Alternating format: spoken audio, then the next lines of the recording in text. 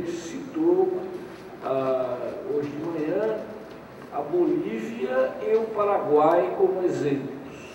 Então, esse tipo de questão, evidentemente, requer uma análise historiográfica e, portanto, a participação do historiador nesse tipo de questão é importantíssima para a tomada de decisões ou coisas que o valem.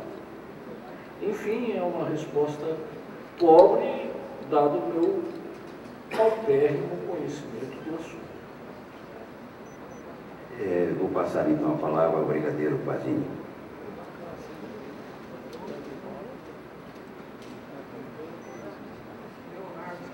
Você está aí? Ok. Então, eu responderia o seguinte. Eu sempre me preocupo, em toda a disciplina que eu ensino, apresentá-la do ponto de vista histórico. Nós deveremos, se tudo der certo, contratar futuramente 148 novos professores para o ITA. Nós temos lá o nosso departamento de humanidades. No departamento de humanidades, seria muito interessante nós termos professores que pudessem ensinar história da matemática, história da física, história da química, história da engenharia, história da ciência e da tecnologia. Portanto, como você viu aqui naquele meu slide que eu mostrei, o Prant, o von Karman, o Sears, há muita história da engenharia para ser contada, né? E essa história, ela nos ensina muita coisa. Ela nos ensina o que deu certo, o que não deu certo, né? O que deu certo, por que deu, e o que não deu, também por que não deu. Ela ensina os conflitos humanos na gestão dos projetos, né? Ou seja, a história é uma peça fundamental para o ensino da engenharia e da defesa. Portanto, eu vejo com muito bons olhos a vinda dos historiadores, né, a juntar-se a esse processo de educação dos nossos futuros especialistas de defesa. Vou então dar a palavra agora ao Márcio Amorim.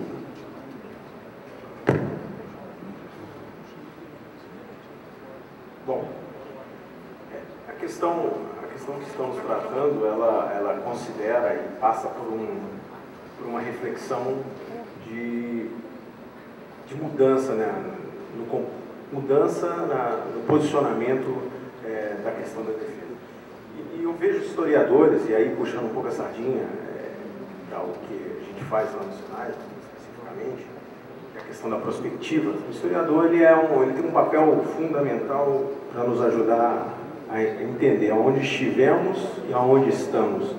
E esse processo de repensar o olhar para frente, né, ele tem o caráter multidisciplinar, ele é importantíssimo para construir esse futuro.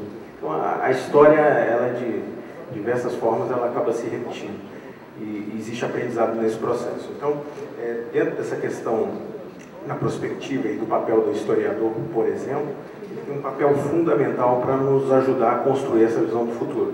E cada vez mais as equipes multidisciplinares dentro do pensamento estratégico têm desenvolvido atividades e têm atingido resultados bastante significativos. Então, assim, até no processo de inovação, existem experiências onde você tem um conjunto de perfis e de formações profissionais diferentes e que, olhando de fora, parece que um grande equívoco juntá-los para propor uma solução. Eu acho que essa questão do pensar do futuro passa pela multidisciplinaridade e a história, com certeza, é um ponto de partida para a compreensão de onde nós viemos e para onde nós vamos. Agora, professor Guilherme. Eu não vou repetir o que já foi dito, concordo plenamente com o que já foi dito aqui. Eu vou aproveitar só para falar um pouco mais de ciências humanas, bem, eu recebi várias perguntas e todas têm um e-mail, então a gente não tem tempo, eu vou responder por e-mail, acho que eu não quiser falar.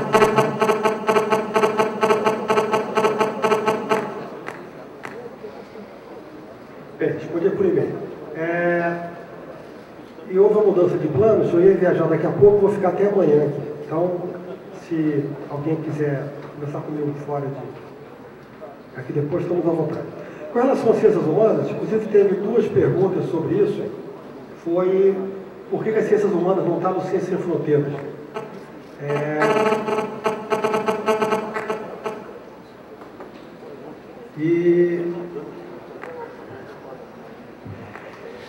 Bem, a resposta é muito simples. Como a gente viu aqui nos dados, obviamente, história, ciências humanas são importantes, são fundamentais para tudo, né?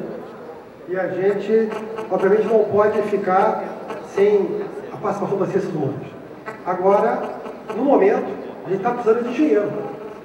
Isso nada contra as ciências humanas, pelo contrário, eu até brinco que engenheiro é igual fusível. Agora precisa de fusível. Daqui a pouco queima e a gente joga fora. Mas a gente precisa agora. Então, e a gente está vendo que a formação nossa, por vários motivos, como é espontânea, tem sido mais ciências humanas, o que é ótimo. Só que a gente precisa concentrar nas áreas que está precisando. Ou o pessoal de ciências humanas vai ficar satisfeito se todos os setores tecnológicos ficarem na mão dos chineses e indianos. Eu não ficaria. Então, a preocupação é essa. Mas, sem dúvida, foi muito boa a pergunta, as outras também aqui. Ciências humanas são importantes, são fundamentais, e é por isso que o Brasil é tão forte na área.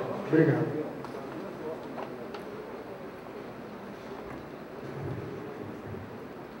Nós vamos encerrar aqui, já estamos com 10 minutos acima do nosso tempo. Eu vou me permitir apenas, como foi endereçada a mesa, fazer algumas considerações sobre a mesma pergunta e chamar a atenção por alguns aspectos. Em primeiro lugar, a questão da indústria da defesa, a questão da modernização industrial no Brasil, ela se coloca, ela surge após o final da Guerra do Paraguai, por jovens oficiais que vindo desse grande confronto, o maior confronto armado em que o Brasil participou, e entenderam a relação entre a modernização industrial e a corporação militar. Eles tinham ideias avançadas. Essa ala modernizadora, na verdade, ela foi fazendo história e foi fazendo seguidores do interior da corporação militar, de início no Exército, mas também na Marinha.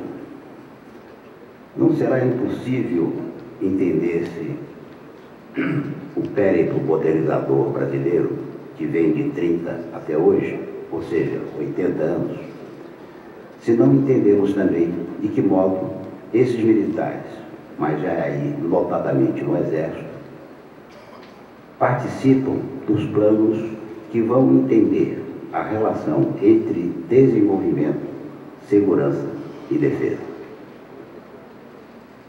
Ou seja, eles estavam tendo a perspectiva de que se não se pode pensar a questão da defesa, da segurança, da indústria, se não pensamos na inserção do país no cenário internacional. Como eles começam a pensar nisso? Porque eles começam a pensar nisso? Porque eles começam a receber o choque do campo de batalha da modernidade em função da guerra.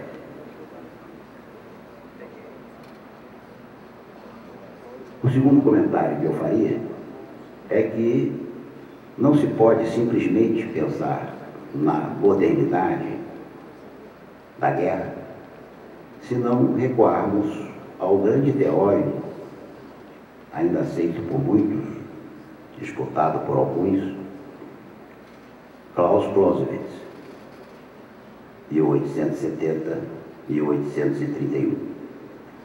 Clausewitz tem a famosa equação. A guerra é a política por meios violentos.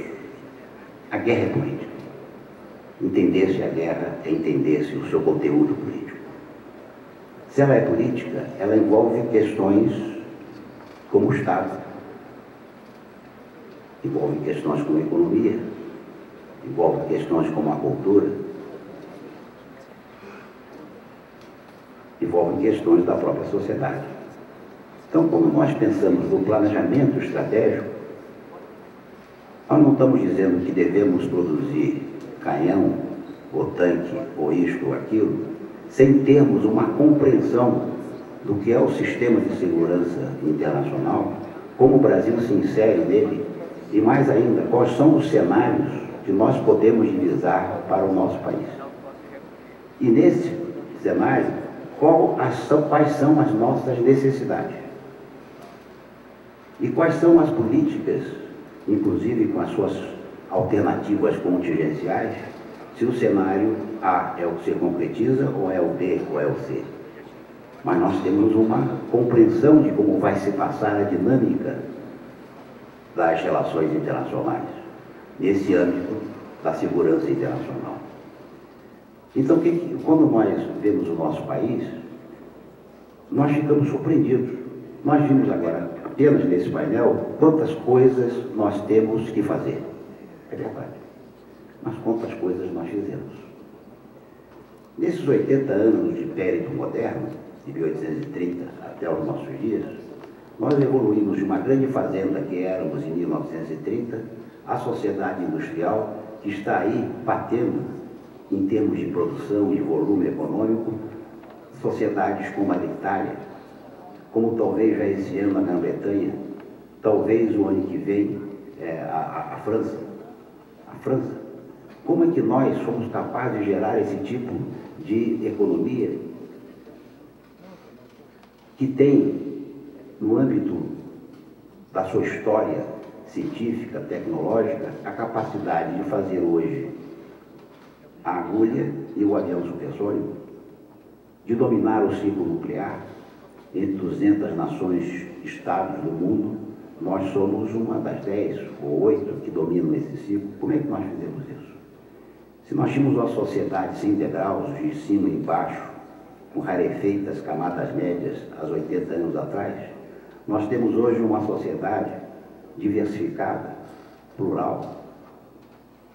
Como é que nós fomos capazes de manter unido esse território politicamente com tantas desavenças políticas que nós tivemos e resolvemos? Nós temos uma democracia republicana instalada no país há 25 anos. Podemos olhar hoje e olhar para os nossos filhos e dizermos: esta nação, este país não é uma república de bananas. Nós temos leis e cumprimos as leis. Há muita coisa para fazer nesse aspecto, muitíssimo. Mas nós nos diferenciamos, por exemplo, do que estão fazendo países como a China. A China é um país totalitário. Do que faz a Índia. Ótimo, tem democracia lá? Tem. Mas é uma democracia onde existe ainda as castas. Quando nos comparamos com as questões políticas da Rússia, nós nos admiramos pelas vantagens comparativas que nós temos, inclusive em algo que para nós é um problema, a questão da corrupção, mas lá é uma corrupção endêmica do Estado, tendo em vista o próprio surgimento desse Estado. Quando nós nos pensamos como potência científica, estou aqui ao lado do diretor do CNPq, agência que honra a todos os brasileiros, assim como a CATES, principalmente aqueles que trabalham na vida universitária, como eu, há 42 anos, nós vemos que o Brasil está, me corrija, professor, pelos dados que eu tenho, produzindo algo como ocupando a posição de 10ª produtora de artigos científicos no mundo. Entre os BRICS, nós estamos na frente da Rússia. Vejam, a Rússia é herdeira da União Soviética, a segunda maior potência do século XX. Nós estamos na frente deles em termos de produção científica, mais ou menos empatados com a Índia, mas para superar atrás apenas da China. Não é pouca coisa, professor, não é pouca coisa. E nós, às vezes, não nos alentamos para isso. Caramba, é tudo ruim, é tudo péssimo, mas não é não. É não. São questões, portanto, que nós temos que entender para planejar melhor, para projetar melhor.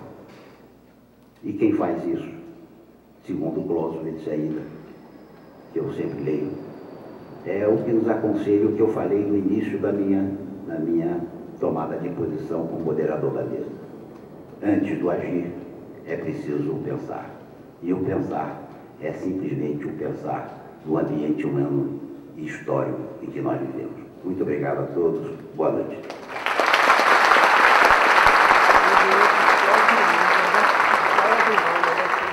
Chegamos então ao término do segundo dia de atividades. Lembramos a todos que amanhã o sexto e último painel tem início às 9 horas da manhã e teremos ao final do dia a conferência de encerramento pelo próprio Ministério da Defesa proferida. Uma boa noite a todos.